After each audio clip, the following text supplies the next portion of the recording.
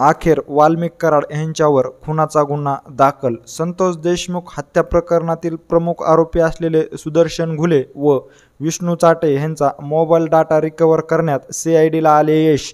तर नमस्कार मंडळी, तुम्हा सर्वांचे गावगाडा ह्या लोकप्रिय चॅनलवर स्वागत आहे। केस तालुक्यातील मस्साजोगचे सरपंच संतोष देशमुख यांचे अपहरण करून त्यांची निर्गुणपणे हत्या करण्यात आली होती। या हत्या प्रकरणामध्ये 8 आरोपींना अटक करण्यात आले होते, तर 9वा आरोपी असलेले वाल्मिक कराड यांना खंडणीच्या गुन्ह्यामध्ये त्यांच्यावर गुन्हा दाखल करण्यात आलेला होता। मात्र CID कडून माहिती मिळाली असून सुदर्शन घुले व विष्णू चाटे या दोघांचाही मोबाईलचा डाटा रिकव्हर करण्यात त्यांना यश आल्याची माहिती संतोष देशमुख यांचे बंधू धनंजय देशमुख यांनी प्रसारमाध्यमांशी बोलताना दिलेली आहे।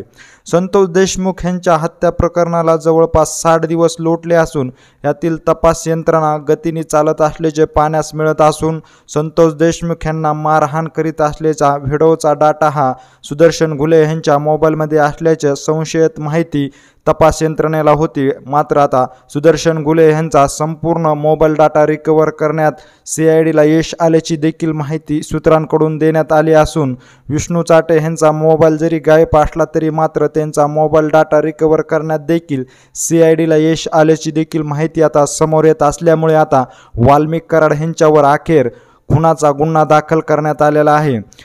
संतोष देशमुख यांच्या हत्या प्रकरणातील एकूण 8 आरोपीसह 9वा आरोपी वाल्मिक कराड यांच्या विरोधात आता 4 गुन्हे दाखल झाले असून आता वाल्मिक कराड यांच्यावर खुनाचा गुन्हा देखील दाखल करण्यात आलेला आहे अशी माहिती देखील आता सूत्रांकडून मिळत असून ह्या खुनाच्या गुन्ह्यामधील आता तपास यंत्रणा गतीने तपास करीत असून ह्या खुनाच्या गुन्ह्यामध्ये कशा प्रकारे मारहाण झाली आहे, संतोष देशमुख यांना कसे त्यांना पुरावे सापडत आहे हे देखील पाहणं तितकंच महत्त्वाचं ठरणार आहे।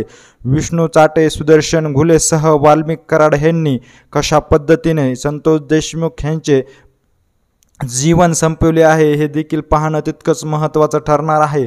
एकंदरीत ह्या सर्व घडामोडीविषयी नेमकं तुम्हाला काय वाटतं हे आम्हाला आमच्या कमेंट बॉक्समध्ये नक्की कळवा आणि अशीच अपडेट जर तुम्हाला वेळोवेळी जाणून घ्यायची असेल आणि तुम्ही अजूनही आमच्या चॅनलला जर सबस्क्राईब केलं नसेल तर नक्की सबस्क्राईब करा। धन्यवाद।